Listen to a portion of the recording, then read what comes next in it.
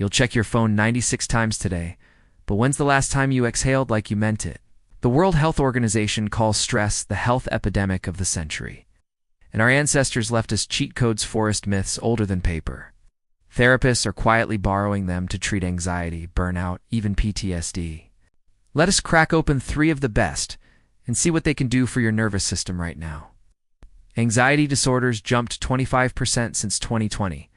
Antidepressant scripts followed like a conga line.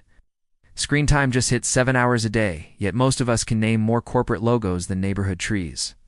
Cortisol stays stuck on high, attention shatters, and the brain's rumination engine redlines.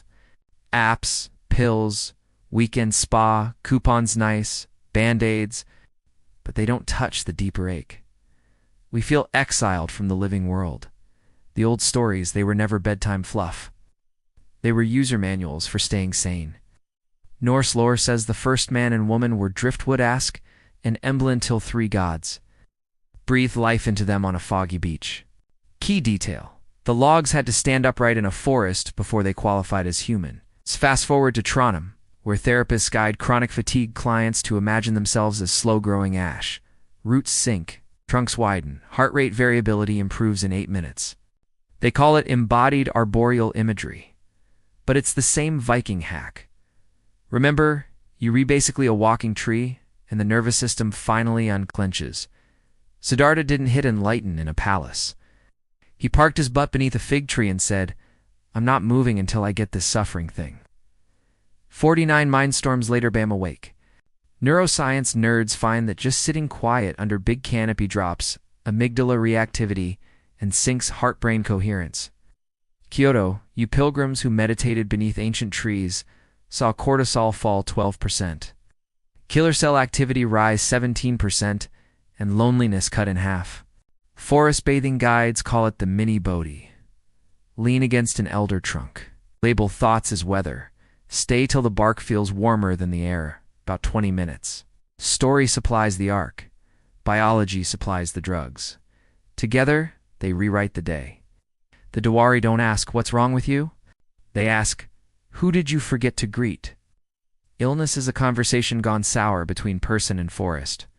Before sunrise, healer and patient walk a trail, pausing at herbs while the healer recites the plant's Sopapora backstory, how it used to be a star, took root, and will help if asked nicely. When the patient slips into dharana, a floaty, soft focus, calm, blood pressure, and inflammatory cytokines both drop. Nagpur Medical College ran the numbers. Anxiety patients who added 3 Dewari walks to standard care have their meds in 6 weeks. Reciprocity is the active ingredient. Treat the forest like kin, and your immune system finally believes you belong somewhere. Bullet point advice lives in working memory poof.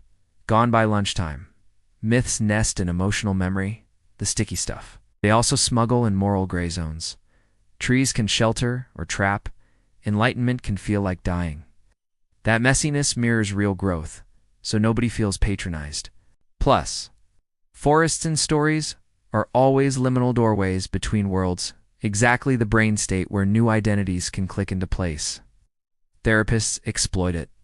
Turn a trauma flashback into a shadow in the woods, offer it rice instead of a firefight, and the nervous system clocks safe. Same memory, new frame, courtesy of a tale older than gunpowder. No shaman visa required. Pick a myth that makes you slightly uneasy. Comfort doesn't rewire.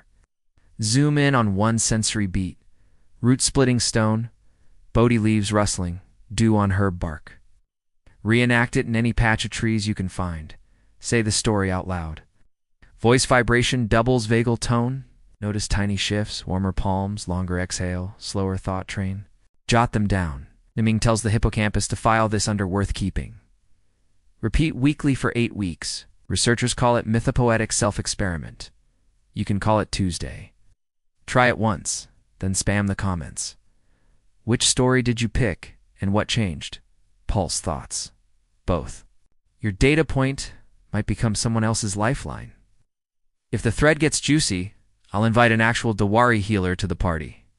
These traditions aren't wellness stickers to peel and slap on your water bottle. Learn the pronunciation, the context, send support back. Donate to Dewari school funds. Plant native ash under Nordic conservation licenses. Book a Zoom with a Mabori Rungog practitioner if you can. Healing yourself is half the equation. Healing the relationship field completes the circle. You see, San Francisco is beta testing VR forests synced to mythic audio. Phobia scores drop 30% faster than standard exposure. The UK's National Health Service now lets GPs prescribe green social visit story walks in local woods. Finland already refunds nature connection retreats because it saves on hospital bills. Coming soon, AR headsets overlaying Celtic tree lore on city parks, AI that tailors Norse motifs to your heart rate in real time. Gadgets change. The Cordosan, tier member you part of a breathing network 300 million years older than smartphones. So when your chest tightens or thoughts scatter, picture those first ash. An elm logs on the misty beach, the Bodhi drinking Siddhartha's storms, a Diwari healer thanking a star that became a shrub. Those images aren't fantasy. They're reminders your nerves were calibrated inside a living cathedral. Let the forest remember you, and you might recall who you were before the pings took over. If this bought you a single calmer breath, share it with the friend who keeps saying they refine while blinking like a broken turn signal. And subscribe. More forgotten myths are queuing, and we'll keep translating them into habits you can use without quitting rent. See you in the woods, real or imagined.